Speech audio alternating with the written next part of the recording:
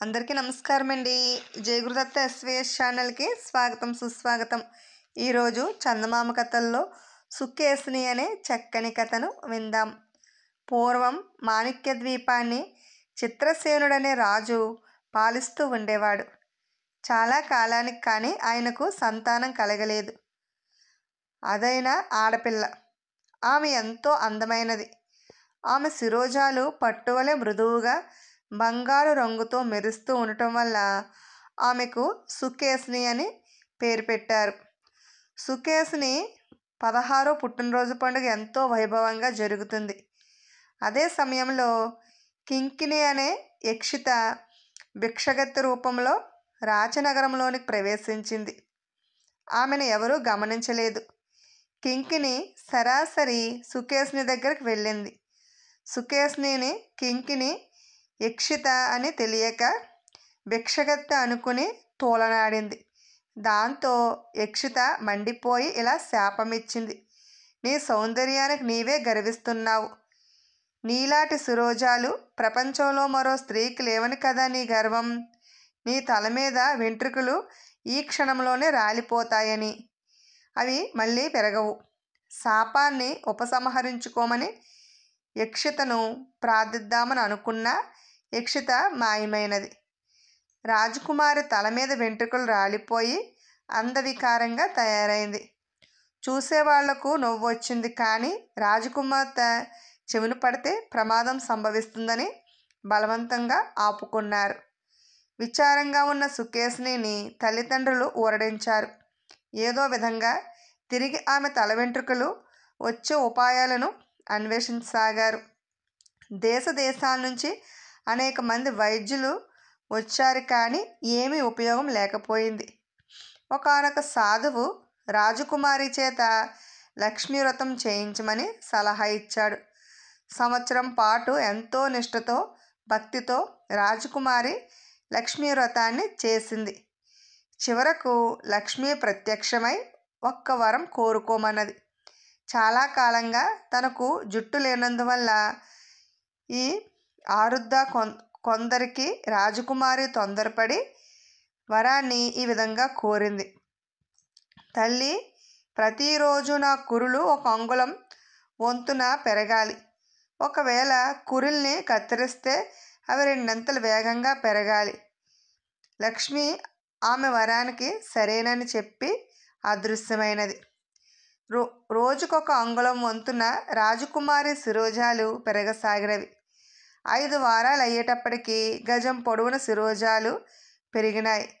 రాజకుమారి పూర్వపు సౌందర్యాన్ని తిరిగి పొందింది.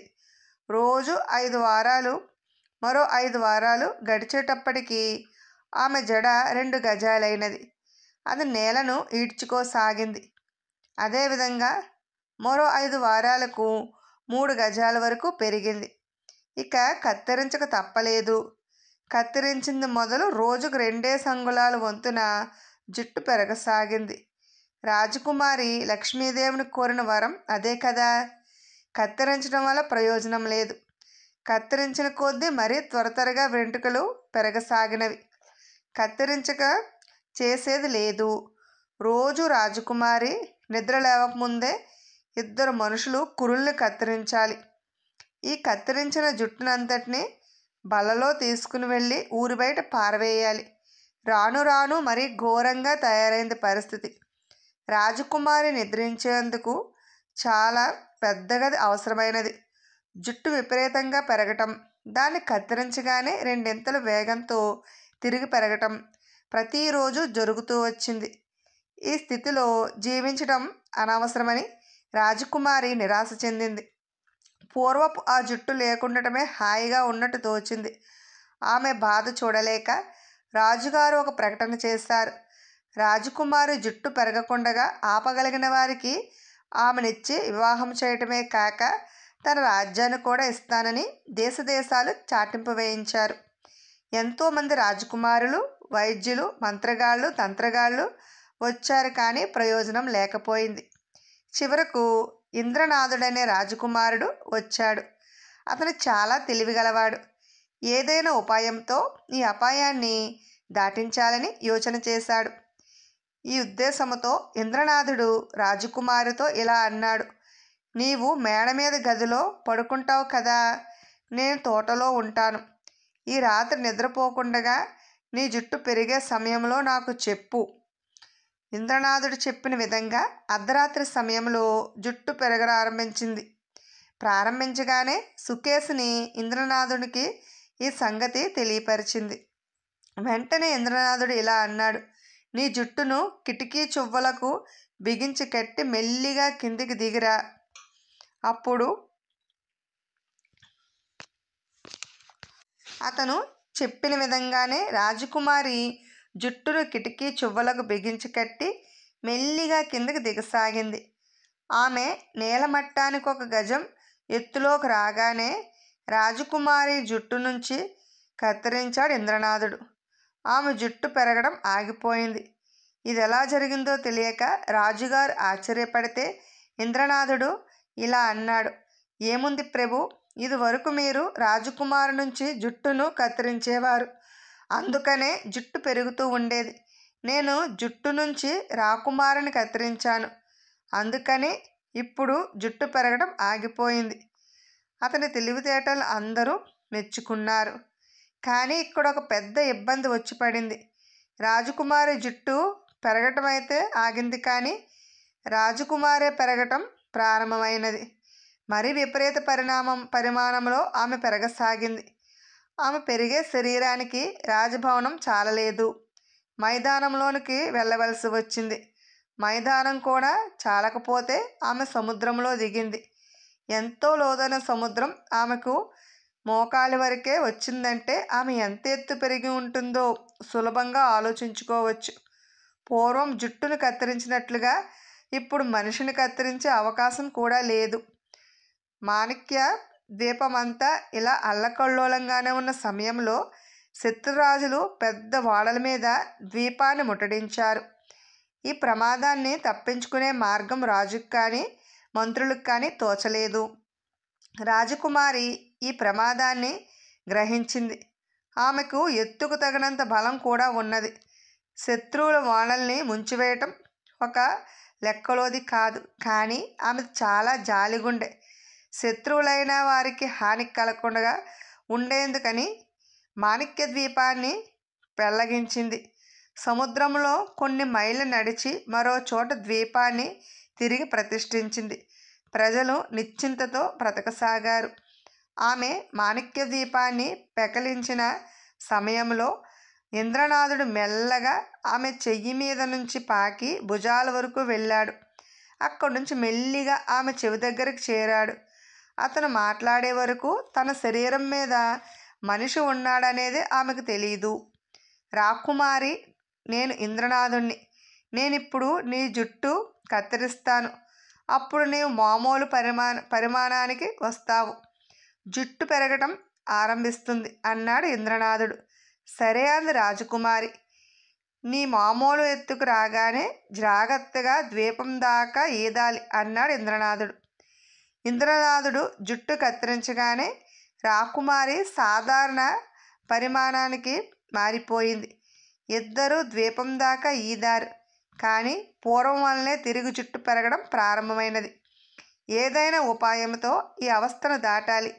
ఇంద్రనాథుడు చాలా దీర్ఘంగా ఆలోచించాడు. ఒక పెద్ద త్రాసును తెప్పించాడు. ఒక తక్కెడలో రాజకుమారిని కూర్చోబెట్టాడు. తక్కెడ ఆమె వైపున భూమిని ఆనింది. పెరిగే ఆమె తల వెంట్రుకలను రెండో వైపు తక్కెడలో వేయసాగాడు. రెండో వైపు తక్కెడ క్రమంగా బరువెక్కుతూ భూమి వైపు మొగ్గసాగింది. రాజకుమారి కూర్చున్న తక్కెడ పైకి లేవసాగింది. ఈ విధముగా కొంతసేపటికి 2 తక్కెళ్ళు సరిసమానం అయినవి. వెంటనే ఇంద్రనాథుడు ఆమె జుట్టును కత్తిరించి వేశాడు. జుట్టు కత్తెర పడే లోపలే రాజకుమారికి మరో గజం జుట్టు వచ్చేసింది. కానీ చిత్రం ఏమిటంటే ఈ స్థితిలో ఆమె జుట్టు మరి పెరగడం ఆగింది. ఎందుకంటే దీనికి ఒక కారణముంది. ఇప్పుడు ఆమె జుట్టు పెరగాలో లేక ఆమె పెరగాలో తేలక రెండింటి పెరుగుదల ఆగిపోయింది. జీవితంలో తీరదనుకున్న సమస్య ఈ విధంగా తీరిపోయింది. అందుచేత తనకు మహోపకారాన్ని చేసిన ఇంద్రనాథుడినే సుకేసిని వివాహమాడింది. ఇప్పుడు భానుదాసు అనే మరో చక్కటి కథను విందాం. గోదావరి తీరాన పైటనమనే గ్రామంలో ఉపాసకుడైన బ్రాహ్మణుడొకడు ఉండేవాడు. అతనికి చాలా రోజుల వరకు సంతానం కలగలేదు. చివరకు ఎలాగైతేనేం సూర్యదేవుని కృప వల్ల ఒక కుమారుడు కలిగాడు. ఆ బ్రాహ్మణుడు బాలునికి భానుదాసుడని పేరు పెట్టి అల్లారు ముద్దుగా పెంచుతున్నాడు. భానుదాసుకు 5 ఏళ్లు నిండాయి. ఒక గురువు వద్ద విద్యాభ్యాసానికి పంపాడు తండ్రి. కానీ పిల్లవానికి చదువు మీద శ్రద్ధ కుదరలేదు. పాఠాలు వింటున్నప్పుడు కూడా అతని మనసు ఎక్కడో ఉండేది. అయ్యవారు తండ్రితో ఫిర్యాదు చేశాడు. మీ అబ్బాయికి చదువు అబ్బేటు లేదని. తండ్రికి చాలా కోపం వచ్చింది. భానుదాసుని ఒక చెట్టుకు కట్టివేసి వీపు చిట్టేటట్లు కొట్టాడు. సున్నితమైన మనసు కావటం వల్ల పిల్లవాడు చాలా కుమిలిపోయాడు. తండ్రి తనను మళ్ళా కొడతాడేమోనని భయపడి ఆ రాత్రికి రాత్రే ఇంటిలోంచి పారిపోయాడు. ఆ ఊరికి కొద్ది దూరంలో ఒక అరణ్యం ఉన్నది. భానుదాసు నడిచి నడిచి అరణ్యం చేరుకుని లోనికి చొచ్చుకు వెళ్ళాడు. అరణ్యం మధ్య నిర్మానుష్య ప్రదేశంలో ఒక పాడుపడిన గుడి కనిపించింది. అది ఎప్పటిదో పాండురంగని మందిరం. భానుదాసు మండపంలో కూర్చుని ఎలాగో అలా గడగడా వణుకుతూ రాత్రి వెళ్ళబుచ్చాడు. తెల్లవారింది. పగటి వెలుగులో ఆ కీకారణ్యం మరింత భయంకరంగా కనిపించసాగింది. ఇంతలో మందిర గర్భంలో ఉన్న పాండురంగని విగ్రహం భానుదాసు కంట పడింది. ఒక్కసారిగా బాలునికి జ్ఞానోదయం కలిగినట్లయింది. పూర్వజన్మ సంస్కారం వెలుపల పొంగి వచ్చింది.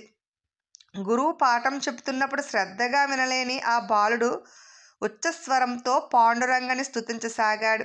ఈ విధముగా మధ్యాహ్నం అయ్యేటప్పటికీ భానుదాసు ఆకలి దప్పులతో సొమ్మసిల్లాడు. అయినా అతడు తన దీక్ష విడవలేదు.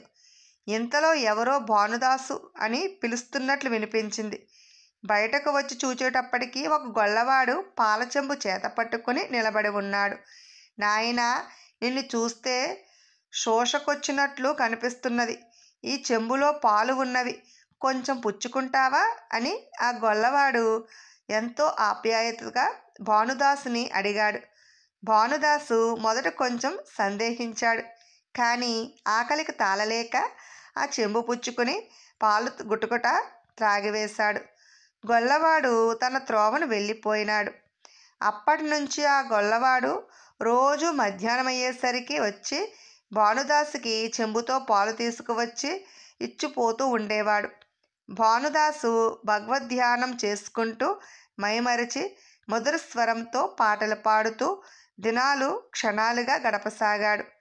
ఆ గొల్లవాడెవరో ఈ విధముగా రోజూ పాలు తీసుకువచ్చి తనకెందుకు ఇచ్చిపోతున్నాడో అతడు ఆలోచించలేదు. భగవద్ ఉపాసనలో నిమగ్నుడై అతనికి ఇది ఆలోచించే వ్యవధి కూడా లేకపోయింది. ఆ గొల్లవాడు సాక్షాత్తు పాండురంగడేనన్న సంగతి అతనికి తెలియదు. ఈ విధముగా సంవత్సరాలు దొరికిపోయాయి. భానుదాసు అడవిలోనే గొల్లవాని రూపంలో పాండురంగుడు తెస్తున్న పాలతోనే పెరిగి పెద్దవాడయ్యాడు. ఇలా ఉండగా ఒక రోజున పైటన గ్రామానికి చెందిన కట్టెలవాడొకడు కట్టెల కోసం భానుదాసు ఉంటున్న అడవిలోకే వచ్చాడు. ఈ పాడుబడిన గుడికి దగ్గరలోనే కట్టెలు కొడుతూ ఉండగా అతనికి అమృతతుల్యమైన కంఠముతో భక్తి పరవశమైన మధురగానం వినిపించింది.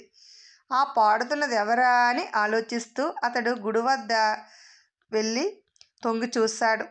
అతనికి తేజోమయుడైన భానుదాసు ధ్యానమగ్నుడిగా కనిపించాడు. ఆ కట్టెలవానికి తమ గ్రామంలోని వాడే బ్రాహ్మణ పుత్రుడొకడు పారిపోయిన సంగతి తెలుసు. అందువల్ల వెంటనే అనుమానం కలిగి తిరిగి వెళ్ళి భానుదాసు తల్లిదండ్రులకు ఈ వాత తెలిపాడు.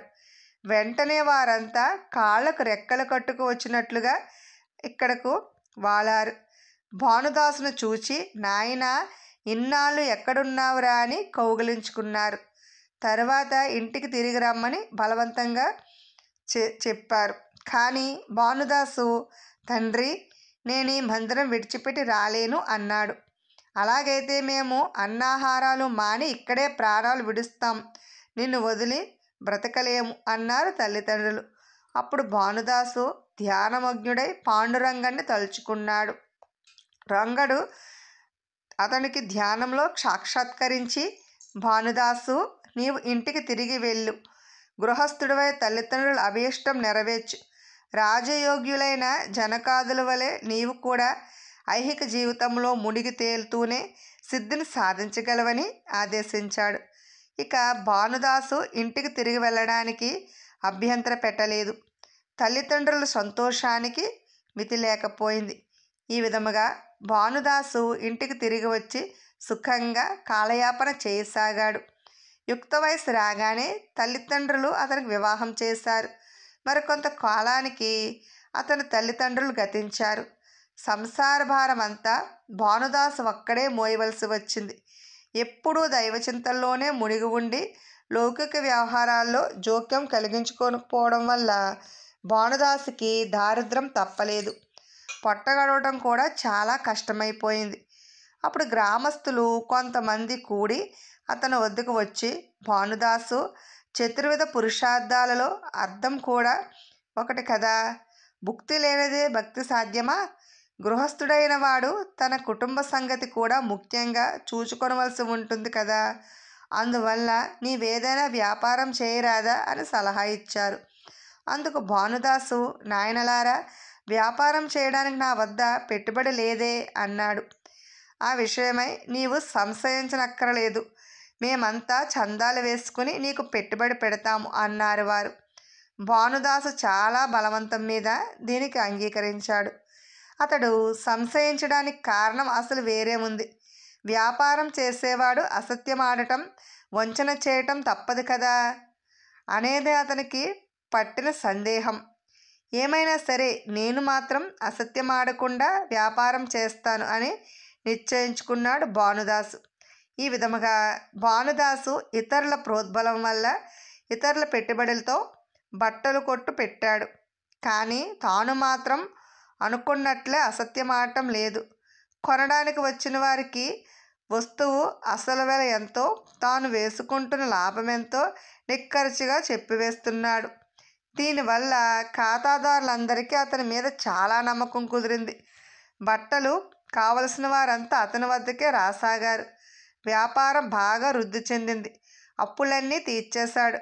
పెట్టుబడి పెట్టిన వారందరికీ ఎవరికి ఇవ్వాల్సిన సొమ్ము వారికి తిరిగి ఇచ్చేశాడు.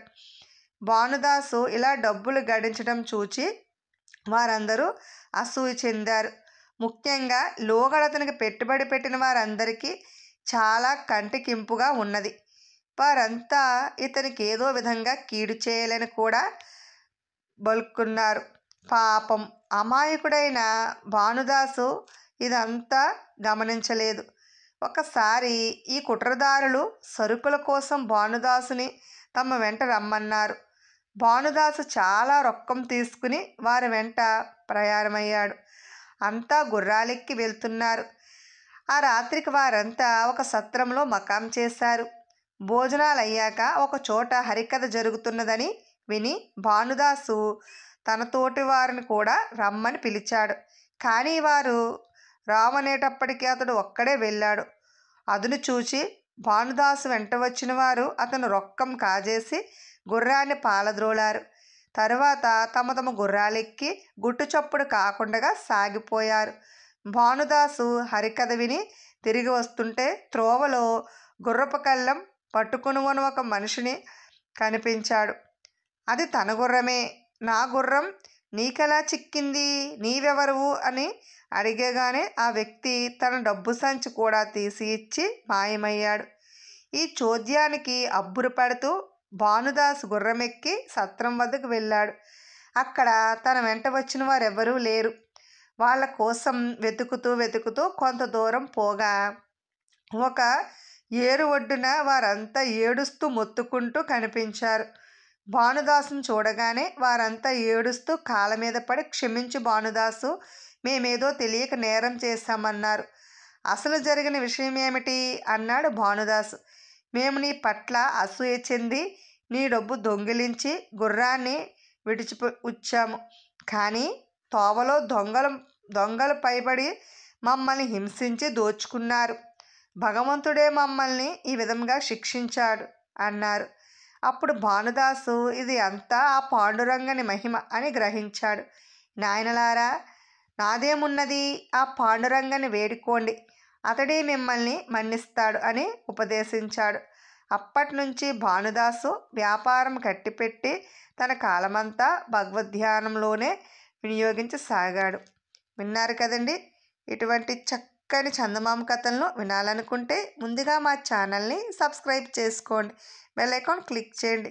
మేము చేసిన వీడియోస్ నోటిఫికేషన్ కొరకు బెల్ ఐకాన్ క్లిక్ చేయండి. లైక్ చేయండి, షేర్ చేయండి, కామెంట్ చేయండి. Thanks for watching.